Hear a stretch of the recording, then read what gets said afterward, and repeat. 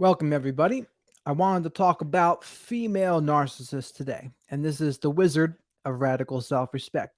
I used to talk about female narcissists more, but I've just started talking more about narcissism in general as of late. But I don't want people to forget about the female narcissist because a lot of times people will just assume you're talking about men when you talk about narcissists, but that's a mistake because there are certainly plenty of female narcissists out there, and they take generally a few different forms. Like all narcissists, there's the more covert types, and then there's the more grandiose types. But we can break it down even further from there. So, one, there's the somatic narcissists that are women. They can be grandiose or covert. And it's sneaky because now with social media, a covert narcissist has all sorts of ways to get supply and the three A's: admiration, attention, and acknowledgement just from posting online. Now, a somatic narcissist will like to post a lot of selfies, oftentimes, and they like praise for their bodies. And of course, as we know, if you're a pretty girl and you post selfies, you can get all sorts of attention, admiration from men. So it's convenient for them.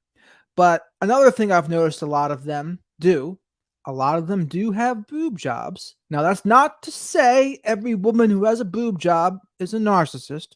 I'm not saying that, but I will say there's a higher percentage of women that are narcissistic that have a boob job.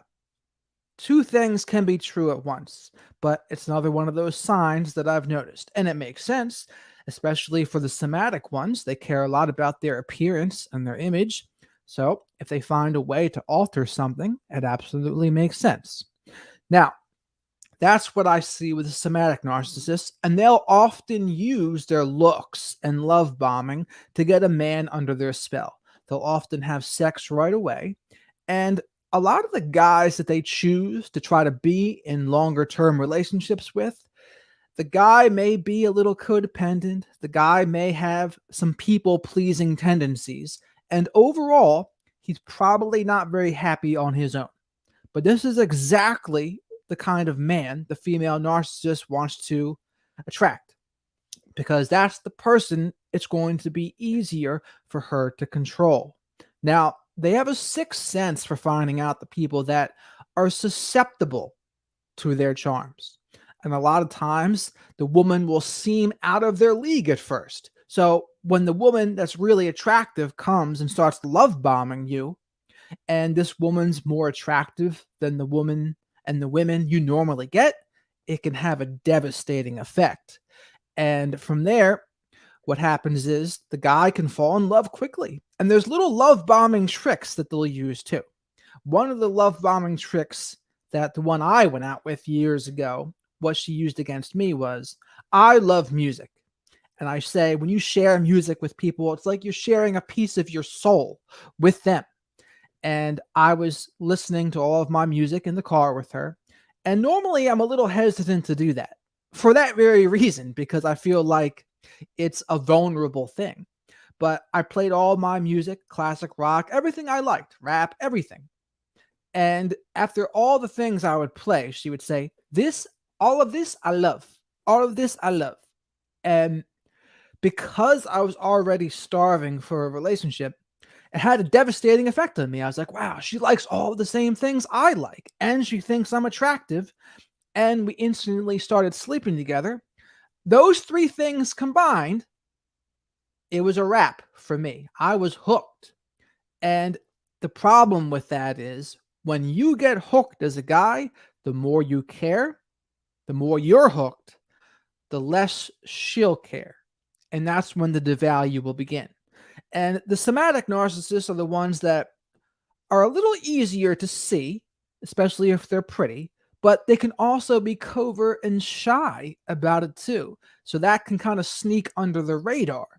Now, the more grandiose female narcissists, that will be more in like the business space, I've noticed. And sometimes they're in the spiritual space too. But they can be a little more bombastic. They're the ones with really strong personalities, very dominant, very assertive. And They might not always be using their looks, but if they have looks, they'll probably use them too. But their goals are a little bit different oftentimes. Now, many narcissistic women, just like narcissistic men, they'll often cheat 1000%. And that's the one thing you can trust a lot of them to do is you're going to be in an open relationship with them. You just don't know it a lot of times. And in the social media era, they have all sorts of opportunities and options to collect all of this supply. So they have so many options that they can't resist themselves. And so with the somatic narcissists, I see that with them using their looks. The grandiose narcissists often will be the boss babe girl, or even they'll use spirituality and they'll twist. And like I said, they'll often all use their bodies too if they're attractive, like showing them off, because they do like the 3 A's: admiration, attention, and acknowledgement. Now, the guys that fall prey the worst to these kinds of women are the ones that unfortunately get married or have kids with them. Now, usually the woman, she'll pick a particular type of guy to have kids with, right? She'll pick a guy that she thinks she can control, a guy that maybe wasn't too happy on his own, maybe had a little codependency. So when they start devaluing you, instead of just leaving, which may be more merciful on her part to do, they'll just berate you instead. And they'll start telling you all of the things you're doing wrong. And like all narcissists, they'll fluctuate between playing the victim and being the hero. And they'll often play the victim with others. And that's something that the female narcissist can do a little more effectively than the male narcissist, because they can get more sympathy. So especially from the female narcissist, other men are going to be more likely to take her side and defend her and white knight for her. And other women, even, some of them get sensitive when they see women being criticized in public. And they'll say, that guy's being misogynistic if you criticize a woman. So often it's up to other women, though, to try to call out that kind of behavior. And not all of them will. Some will, but certainly not all. But between the other guys that will white knight and the women who will claim misogyny for anyone who criticizes, it provides a lot of cover for the female narcissist to operate. And it can have a devastating effect. Now, ultimately, my whole experience with a female narcissist is why I wrote that book, Radical Self-Respect: Avoid Falling for the Same BS. I asked myself what I could have done differently. And what I could have done differently was notice the red flags. Now, what red flags did I see? Now, to be clear, the woman I was with was a more covert variety, but definitely a somatic variety. So she would always take selfies and use her body, etc. And yeah, she was really attractive, so it had a devastating effect. Now, one of the red flags I saw was her traveling the world and taking these pictures by herself. And I should have noticed, how is she taking all these trips? Who's taking the pictures? Well, in my case, who was taking the pictures was all of her sugar daddies. And she did have many sugar daddies, and she was sleeping with them all. Now, I'm not saying all narcissists are sugar babies. I'm not saying that either. I know I have to reiterate that because people have a really hard time remembering that more than one thing can be true at once. But I'll say it again. Not all narcissists are sugar babies. But if you see them on Instagram, you suspect they're narcissistic a little bit, and then you see them taking pictures from all over the world and no one's in the picture with them, who's taking the picture? And how are they getting the funds to do all of these things? And that was the other thing. This girl threw money around at me too. And she didn't really work that often. She would clean sometimes with her roommates, but in proportion to how much money she had, it didn't add up. And I overlooked that part too, right? Like, hey, how does this girl have all this money, but yet she rarely works? Now, again, this is just my experience with this one, but I'm sure I'm not the only one. In this day and age, sugar babying for a younger, attractive woman is not as uncommon as maybe it once was. And it's something that you gotta just pay attention for. So for the guys who are in the relationships with these women, though, especially if they've had kids, that can really be a nightmare because they'll play the victim a lot. They'll use the kids as pawns against you. They'll play the victim to everyone who will listen, and they'll constantly berate, and it can just overall be a nightmare. Which is why my goal is in the beginning to snuff out the red flags, to help guys snuff out the red flags. Pay attention to if she's just going to mirror and match all of your likes and dislikes. Will she try to sleep with you right away? Is she really trying to blow your head up? Because here's the thing. As we get better on our own, as we become stronger, more assertive, and have stronger boundaries, they kind of know to not mess with them as much. Or if they do mess with you, they'll know you're not a good candidate anyway for a longer term relationship with them because they like that control. They want to have the power. And a guy who's not going to be able to be controlled will repel them a little bit. They might try at first, but they'll quickly know. But if you were like in my spot, not happy on my own, wishing I had someone to love, etc., that's a guy who's in a vulnerable spot. And that was on me too. I needed to be doing better in my own life. I should have been working more towards my goals and all that good stuff, but instead I wasn't. So I was susceptible and vulnerable. And when that happens, you get what you get. Now, I'm super lucky that I got out of it when I did, and I didn't get married, and I didn't have kids. So I was lucky. But I know for sure not all men are that lucky. Some men get exploited for all sorts of child support. Outrageous numbers I've heard. One of my friends I saw, he said $4,000 a month for freaking one kid, I think even. And I was like, what in the world is going on here? $4,000 a month for a kid? And this guy wasn't like a millionaire or anything, I don't think. So I know sometimes in the court system, they'll say, oh, you got to keep up with the style of living that they had before. But I don't think that applied in this case. So just remember, during that love bombing phase, that's your opportunity to get out. Now, I've mostly been talking about romantic relationships, but that's certainly not the only form they take. There can be in the workplace, narcissists. They can be in the family too, mothers, matriarchs, etc. And they can have a whole different effect. So the mother matriarch one, they'll have a guy, often a guy that she can control a little bit, but then they'll spread their poison to their children.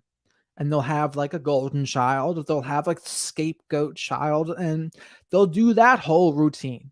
And it can be pretty devastating. And the cycle can continue because to the daughters, they'll probably be attracted to some sort of narcissistic man, or if they turn into a narcissist themselves, it'll repeat in that form too.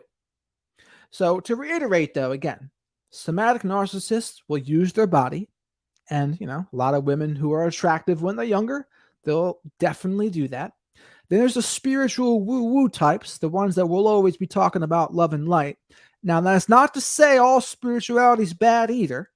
Again, more than one thing can be true at once.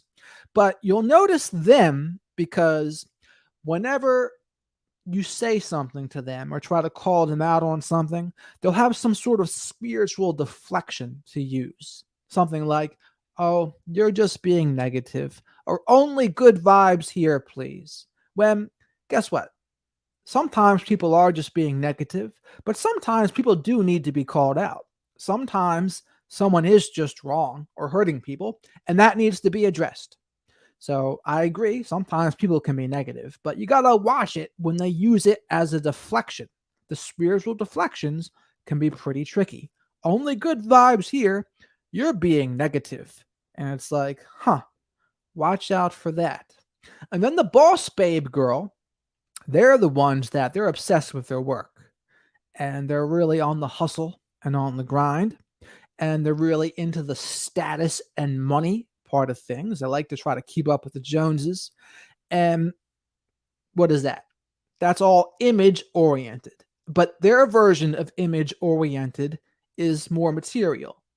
and it's more wealth oriented. And of course, when they're younger, they won't be against using their bodies too, of course. They just won't be as they won't be as likely to cheat, I would say. Because there can be narcissistic people that don't cheat, contrary to popular belief. It just depends on what hierarchy is most important to them. Now, some people, they want all the supply from romantic partners. Those are the ones that will certainly cheat. But there are other ones that are more business oriented. It'll be less likely because it's just not what interests them as much. They're more interested in other things. Now, that's not to say they never will, but they just have different interests because there's different flavors of narcissists. There's different varieties. I do believe it's a spectrum, and there's severe versions, and then there's less severe versions. But my goal with this here is to help guys that are struggling with this. And for the romantic part, if you're starting to be mistreated in a devaluing phase, you don't need to tolerate that. You can walk away. And if you're not married or have kids, this is especially true. Now, if you've been married or you are married and you have kids, that's a whole different story because now there's a whole different layer of complication to it, and you're going to have to co-parent and all that good stuff. Now, if you have a narcissistic mother or grandmother, you got to really pay attention to how severe it is because I've been around ones that are less severe, but certainly noticeable. They may be ones that you don't have to go no contact with, the less severe ones. But you got to practice not letting them suck you into these debates and letting them suck you into some sort of arguments where you're tempted to jade, justify, argue, defend, and explain. There is no point in doing that with narcissistic people. It's just going to go round and round. They're going to try to win the conversation. They're going to try to prove themselves right. And you'll notice because the tone of these conversations will be an adversarial tone. It'll be a tone of they want to be right, you're wrong, and they want you to agree with them. That's the only way it's going to end. So, but that tone is something to pay attention to. Now, in the beginning, you're not going to get as much of that. In a romantic love bombing scenario, you're not going to get that tone. But when the value begins, then you will get that tone. And in family relationships with a mother or grandmother, yes, they'll often give that tone to their daughters and even their sons. And it's something to pay attention to because there is no winning that game. The only way to win is to not play that game. And like I said, depending on their severity, you may not always have to go no contact if it's family. But if there are severe ones, there really just isn't much. There's really not too much you can do about it unless they're going to be willing to do something. If they're willing to do something for themselves and change, and you'll know because they've done some work on themselves, maybe. I'm not a person that's going to say it's impossible, but I will say unlikely. Absolutely unlikely. So I guess to recap here, somatic narcissists can be covert or grandiose, but they're always using their body. They're going to be glued to their phones. Which reminds me, narcissistic women, especially the somatic types, they're going to be very protective of their phones, face down. And the reason why they're very protective of their phones is because they're getting all sorts of messages from dudes. So anyone who's going to be protective of their phones, you got to watch out for that. And you got to wonder, why are they being so protective? And they're often glued to them because one of their sources of supply is all the likes and comments they get on their selfies. Makes sense. So between those two things, the supply they get from posting and their new potential sources of supply from all the guys that love and admire them, they love that phone. Now, granted, you can't say too much about this before you're in a committed relationship, but it's just one of those things to notice because they will, and they can be extremely jealous too. And part of what can start a devalue phase in some cases is they'll get jealous of you. And what they'll be doing, though, is if they accuse you of getting with other women, often it's just a projection of what they're doing themselves. The accusations are often confessions. So when they say, "Aren't you on dating apps? Aren't you dating other people?" They're really saying, "I'm dating other people. I'm on dating apps." So it's certainly not something to ignore. But watch how they are with their phone. I wouldn't recommend getting in a committed relationship with any woman, narcissistic or not, if they're not going to be a little more on the open side with their phone. Because what do they have to hide? Now, some people will say, "I just like my privacy." But there's a big difference between liking your privacy and then having something to hide. The problem is the two can look pretty similar.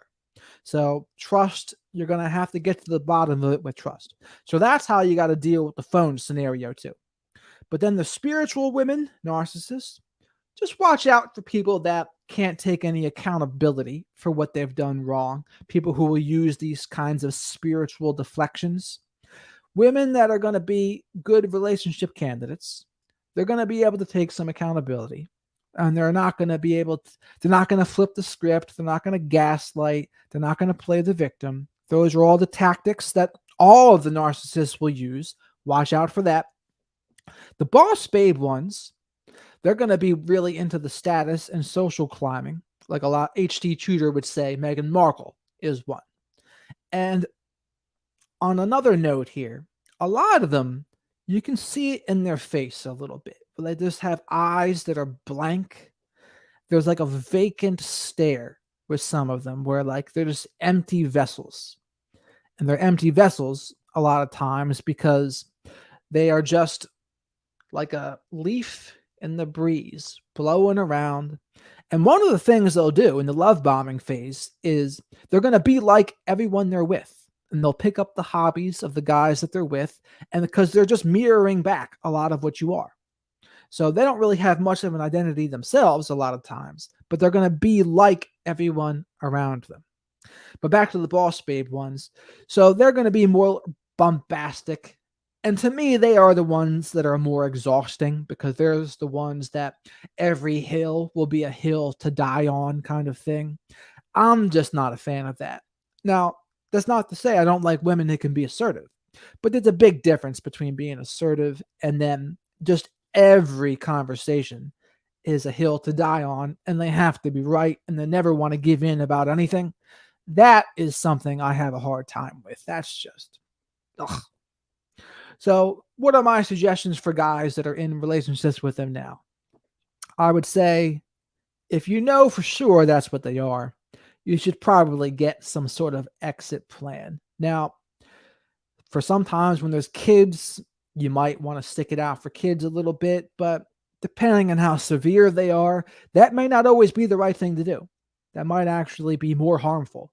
And if you have sons, I don't think it'd be good to show your sons, "Hey, this is how I'm going to let your mother treat me." Like, as a parent, the relationship you have with the other spouse, you're demonstrating what your kids are probably going to try to emulate themselves into adulthood. And they're going to try to see, okay, this is what my dad put up with. This is what my mom put up with.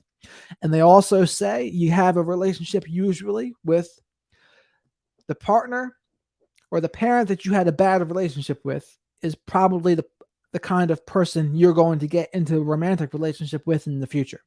I've seen that pattern play out before too. And a lot of the guys that are in relationships with narcissistic women often had a narcissistic parent. And the same goes for women too. The women that are in a relationship with a narcissistic guy they often had a narcissistic parent.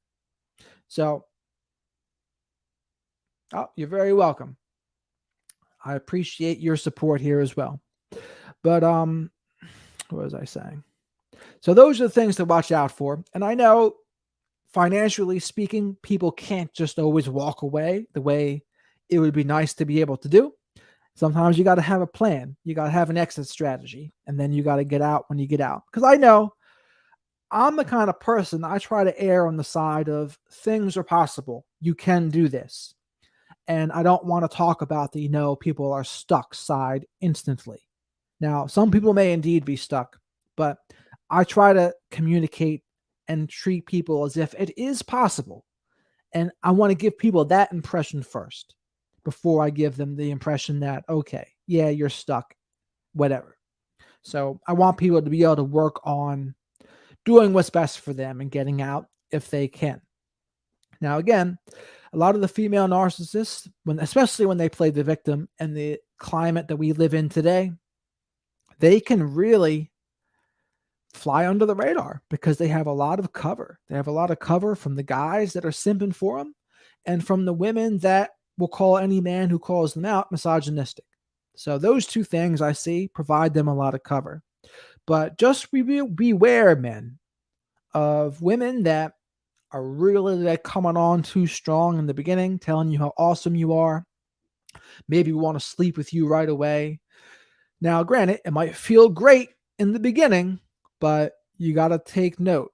You got to pause and say, what's going on here? Because that's what they'll do a lot of times. They'll use their body, they'll use their sexuality, and they're looking for guys that are on the more vulnerable side, not happy on their own, a little more on the people-pleasing side, maybe a little weak boundaries, codependent. Unfortunately, those are the ones they'll often be attracted to because they want to be able to control them. And I've seen that a lot too. You see it everywhere, honestly. So that's, I think, all I got here for the female narcissists.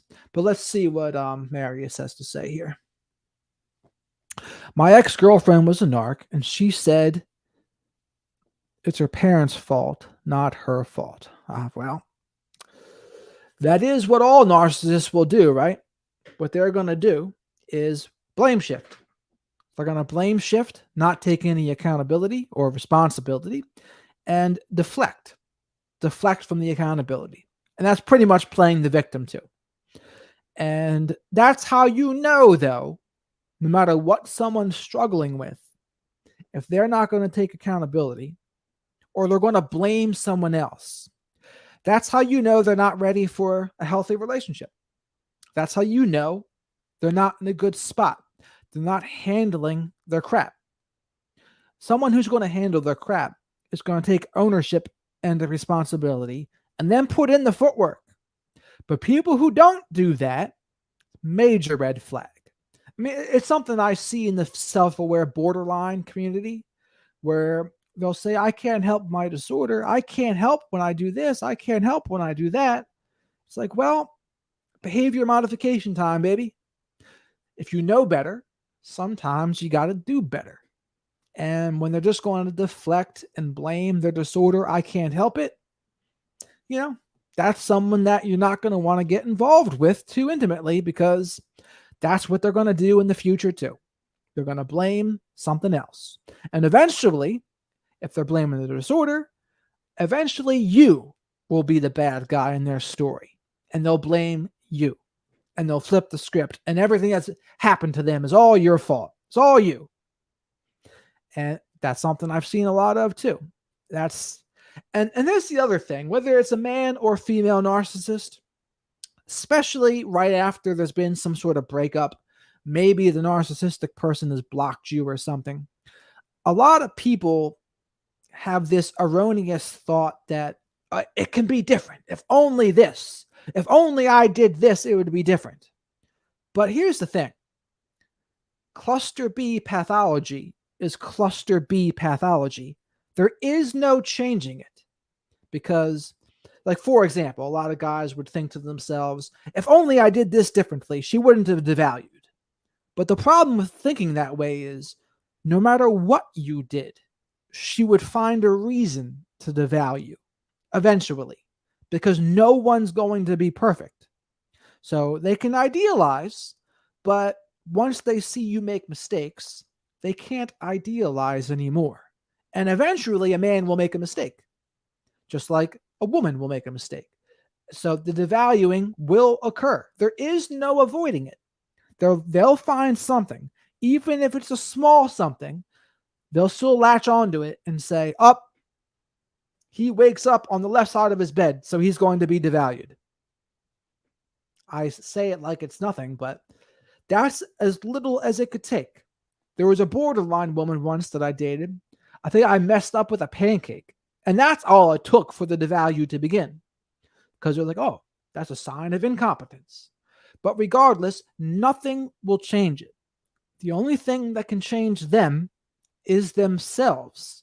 Cluster B pathology is cluster B pathology.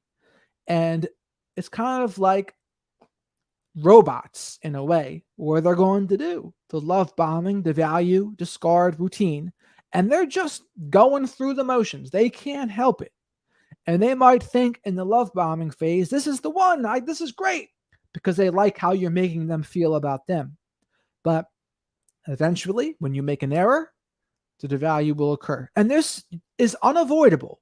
Thinking that it was avoidable is a recipe for pain, and it's a recipe for disaster. There is no changing that. And then other people will think, oh, the narcissistic person, I'm jealous of them, or I hope they leave me alone now. But it's like, no, you're giving them all the power in that scenario.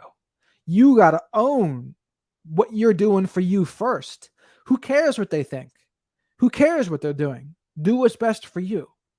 And I'm going to make a few different videos about this in the future, but once you're done with the narcissistic person, like, turn them off in your life. And it's easier said than done, I know. The trauma bond is the thing, but there are certain things we're going to do for ourselves if we're serious. If we're serious, no contact. Block on everything. If we don't block on everything, we're not really serious. Now, there's various reasons for not blocking on everything. Some people will want to show them how good they're doing. Other people just are torturing themselves and want to stalk the page a little bit and get jealous or whatever. But regardless of the reason, that's all playing the wrong game. Like I said, I'm going to make a different video about that too.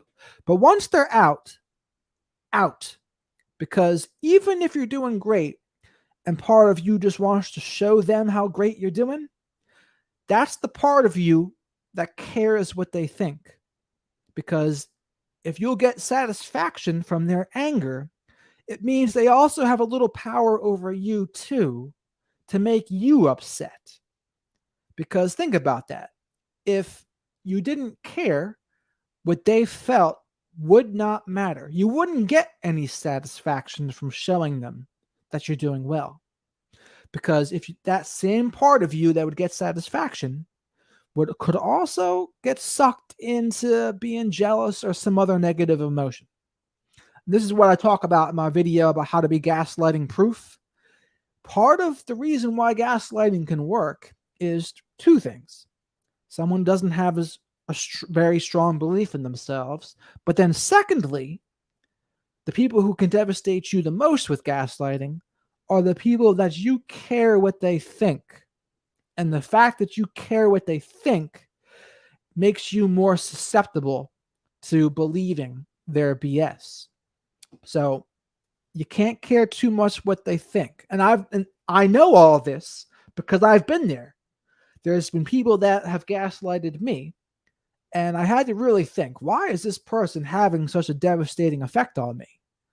And a lot of it was I cared too much about what they thought. And here's a way to think about it too that really helped me. Like, say a 3 or 4-year-old person were to gaslight you. What would you think in that scenario? You'd probably be like, oh, that's cute. That's cute. It's a kid who thinks this, but he's really wrong, or she's really wrong. That's kind of the mentality we need to bring forth to an adult. Think of it like a kid. It's like, would I care if a 4-year-old kid said this to me? If a 4-year-old kid said what I was ugly, or fill in the blank with something, what would I think? You probably wouldn't care, because you know it's ridiculous. We got to adapt that same mindset towards adults. And it doesn't even have to be towards a narcissistic adult, any adult, really.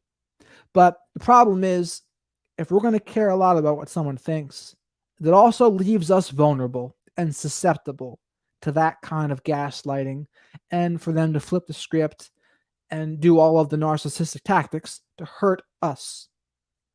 So, let's see. Gold. Are they doing this with other guys? Well, with the somatic female narcissists in particular, the ones that are really into romantic supply, they're probably seeing simultaneous men at the same time. And that's one of the differences between borderline women and narcissistic women. The narcissistic women that are really into romance, they're open to sources of supply at all times. They don't care. They'll get it. They'll suck it in. No matter what it is, they're going to like it.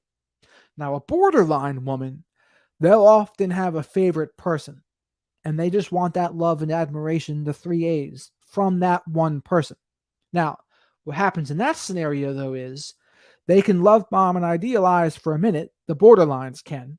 But then what will happen is a guy messes up with something. She can't idealize anymore. And then she may split and see him as all bad.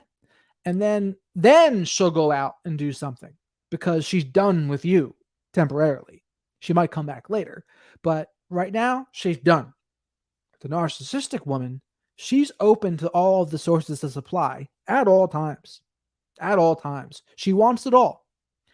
And they'll just go from dude to dude to dude to dude. And like I said, especially if they're pretty, they can get a lot of the three A's. They can get a lot of that supply because, especially if they're willing to use sex, there's a lot of guys who are going to do it. Now, it doesn't mean they're going to get completely sucked in a lot of times. It doesn't mean the guy will fall in love with them, but they still get some of the three A's. There's only certain kind of guys that really get sucked in the worst, and they're the ones that are on the more vulnerable side. And my ex-narcissistic girl, she told me a story of a guy who self-deleted because of her, basically. But he was vulnerable. He was drinking. He was depressed. And she did the routine to him, the love bombing routine. He probably thought she was the one, the soulmate, which I don't believe in anymore. But he probably thought that. She probably made him feel like $1 million in the beginning. But then she quickly devalued and discarded. And then he was devastated. And then he did what he did. And this is not an uncommon story, unfortunately. The guy who's already not doing good, they can easily get pushed over the edge. Now, the guy still needs to take responsibility for doing that anyway. But this girl certainly nudged it along as well. But those are the kind of guys that they're the most vulnerable. They're the ones that are in the most precarious position where this woman can have such a devastating effect. And here's the thing. When I was in that scenario with the love bombing, if it feels too good to be true, it often is. And I had a thought in the back of my head, this is just too good. And it wasn't after a period of my life where I was really kicking ass in life. So I was just kind of doing what I do. But I wasn't usually when I've had a good reward in my life, it's because I've busted my butt. And then I get a good payoff.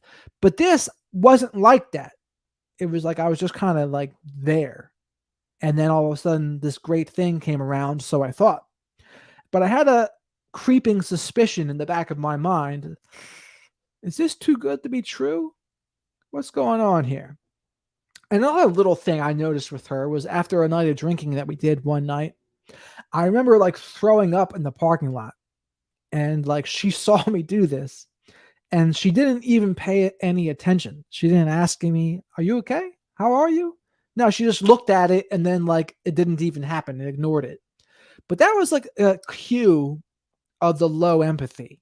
And that's the other big thing with all the narcissistic people, of course, the low to no empathy. So even this girl I was saying, when she told me the story of that guy who self-deleted, she didn't really say that story with empathy. She didn't really care. And that's an extreme example, but you got to share the extreme examples too, because it happened. It's reality. But the low empathy piece, it's really all about them. They have very intense but shallow emotions a lot of times. And they're just basics. Sensitive to criticism. They'll like admiration, they like attention, they like acknowledgement, but the depth of their emotions will be missing. There'll be something that seems pretty surface level with them. And that's why once you've had a relationship with someone like this, and you've gone through the 3 phases of healing, obsessed with the videos, taking a look at your side of the street, and then letting go of resentment, when you get to a strong place, it's going to be a lot harder to be sucked in to that kind of thing. It's just not going to happen. Like, you're going to see it. You're going to see it. You're going to be in a better spot. So it just won't happen. You won't get sucked in. Now, how it could still happen is if you're a guy, you see the red flags, you know they're there, but maybe you want to get laid. Maybe you know better, but you do it anyway for whatever reason. And here's the problem with that. If you spend enough time with someone and you start sleeping with them enough, you might develop some feelings. So you might have seen all the red flags in the beginning, but if you put yourself around them a lot and spend a lot of time with them, you're playing with fire. Playing with fire. You don't want to put yourself in that situation. After I became aware, I did do that once a couple years ago. I was like, I know all this stuff. I know about borderlines. I know about narcissists. So there was a woman that I started spending time with, even though I had no intentions of ever being serious with her. But I was like, oh, I enjoy her company a little bit, and I enjoy sleeping with her. So I'll like, let's hang out together. But slowly but surely, I developed some feelings for this girl because I was spending a lot of time together with her. And I ignored red flags in that scenario. And they were clear as day. Helen Keller could have seen those red flags. Ray Charles could have seen those red flags. But I ignored them because why? Because I put sex over radical self-respect. Can't do that. Now, and preferably, when we're in a good spot, those kinds of women won't even be attractive to us anyway. That's the other thing I've noticed, is that when you get to a good spot, the women who are on that level, it's not going to be attractive to you anyway. That's at least how it's been for me. You're going to be attracted to people that are more on your level as it goes. That's the other thing I've seen. She made me feel the best in my entire life, and then she left. Yep, that's a very common thing where a borderline and narcissistic woman, they are great at that. They know how to make a man feel like $1,000,000 in the beginning. Because, I mean, let's face it, guys can be kind of simple when it comes to romantic relationships. If you tell a guy he's awesome, or you like affirm him in a way that he's vulnerable about, or a way that he wants to be affirmed, that guy might be under her thumb at that point. And then throw a little sex in the mix, it could be all over.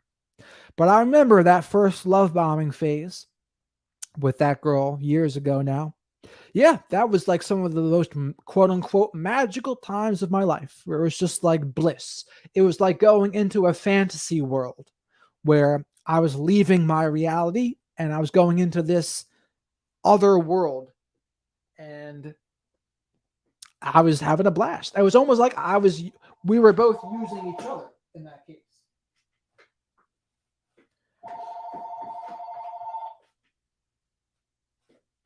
Of course, the phone rings.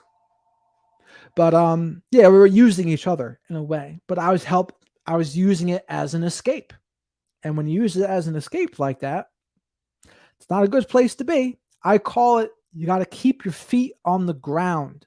When your feet are on the ground, you notice the red flags. Now, granted, when you don't keep your feet on the ground, that's how you can get swept away into the euphoria and whatever. But as we grow up, you got to know that you can't always do that. You can't, you got to have a little more respect than that for yourself, where it's not healthy. It's not healthy to get too swept away, because that's how bad things can happen. They absolutely figure you out and use all kinds of your weaknesses against you. Jealousy is the easiest for them to establish. Yes. So often, when they've buttered you up with a little bit of love bombing, they might ask you a question like, How did your last relationship end? Or what are some of your weaknesses and vulnerabilities? And whatever you say, when they begin to devalue you, they will use those very same things.